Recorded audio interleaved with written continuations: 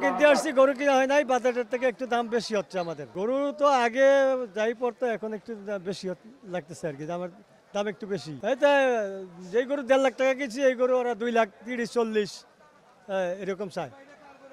তাহলে এত বাজেটে তো আমাদের সবাই তো একা তো আর না, মনে করেন যে 5 ভাগ 7 ভাগ।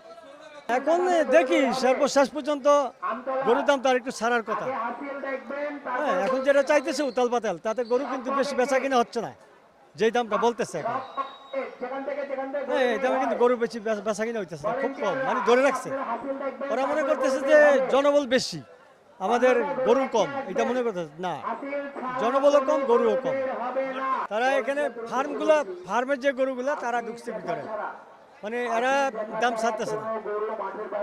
আর বাইরে যেগুলো হলো পাইকারগুলা, তো ওখানে কিন্তু মোটামুটি দাম রেস্টের মধ্যে আছে।